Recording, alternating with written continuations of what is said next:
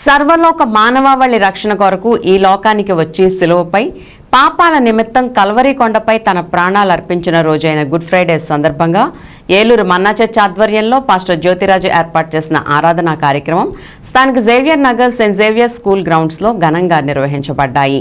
ఈ కార్యక్రమంలో ముందుగా bishop Elisha Raju, pastor Sunitha Jyothiraju వారి సందేశాలను వినిపించారు.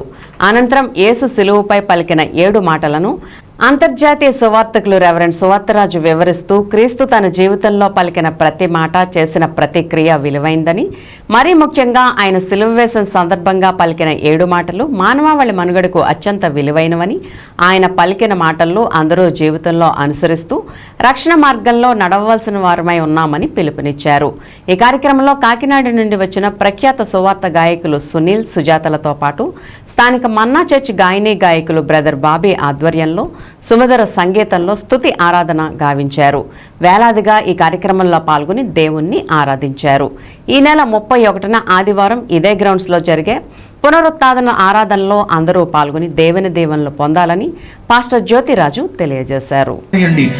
గ్రహించినటువంటి వాడే నీ వైపు అతనికి ఇచ్చిన ఆధిక్యత ఈ రోజున ఇక్కడికి వచ్చిన మా రాజ్యంలోనికి మేము రావాలనైనా అటువంటి ధన్యత మీరు మాకు ఇస్తారు. వారు బాప్తిస్మము తీసుకొని పరీక్షలో విజయాన్ని పొందుకుంటామని పరీక్ష పెడతాడు. పరీక్షలు వచ్చినప్పుడు అందరూ చూచి యేసుతో మాట్లాడిన దొంగ జీవితం ఎంత ధన్యకరం అయిపోయిందో. ఈరోజు ఎవరు యేసు వైపు చూస్తారో, ఏ పరిస్థితుల్లోనైనా ప్రభు యొక్క దగ్గరకు వచ్చి ఆయన పాదాల దగ్గరకు వచ్చి ఆయన శరణు కోరుకుంటారు, అలాంటి వారిని ప్రభు విడిచిపెట్టేవాడు కాదని ఒక చక్కటి ఉదాహరణ ఈ సిలువలో వేలాడదీయబడిన దొంగ పలికిన మాటల్లో పొందిన రక్షణ గురించి ఈ ఉదయకాలం మనం విన్నాం. కనుక ఇంకా ఎవరైనా రక్షణ పొందకపోతే మనకి ఆదివారం ఉదయం 6 గంటల నుండి 8:30 వరకు ఇదే స్థలంలో మరి పునరుద్ధాన దినపు ఆరాధన జరుగుతుంది. అది అయిపోయిన తర్వాత 10 గంటలకు మన్నా చర్చ్ కాంపౌండ్లో బాప్తిస్మ కార్యక్రమాలు ఉంటాయి. సమర్పించుకోండి, రక్షణ పొందండి, దేవుని బిడ్డలుగా స్వీకరించబడండి. ప్రభు మిమ్మల్ని దీవించును గాక. ఆమేన్. మనందరూ కూడా దేవుని యొక్క నామాన్ని మహిమపరచాలని ప్రభు పేట మనవి చేస్తాం. చేతులు ఎత్తండి అందరూ. హల్లెలూయా, హల్లెలూయా. మరి ఈనాడు సాక్షి దేవుడు వారికి, వారి కుటుంబాలకి అనుగ్రహించి బలపరచును గాక.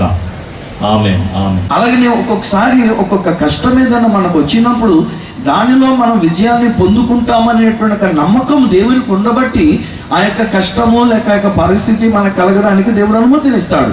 ఎగ్జాంపుల్గా చూడాలంటే బైబిల్ గ్రంథంలో నుంచి యోబు యొక్క జీవితాన్ని మనం చూసినప్పుడు దేవుడే సాతానుని పిలిచాడు.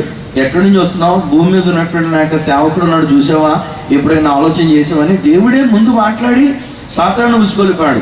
ఆ తర్వాత సాతానుడు వెళ్ళాడు, దేవుడి దగ్గర అనుమతి పొందినటువంటి వాడు కానీ, నేను కాదురా, నేను చేయి చాపితే దీవిస్తాను కానీ నువ్వు మొత్తుకునే పని నీది కనుక నువ్వు వెళ్ళి ఏం చేసుకోండి చేసుకో, ప్రాణం మాత్రం ముట్టుకోవడానికి వీల్లేదు అన్న తర్వాత వెళ్ళి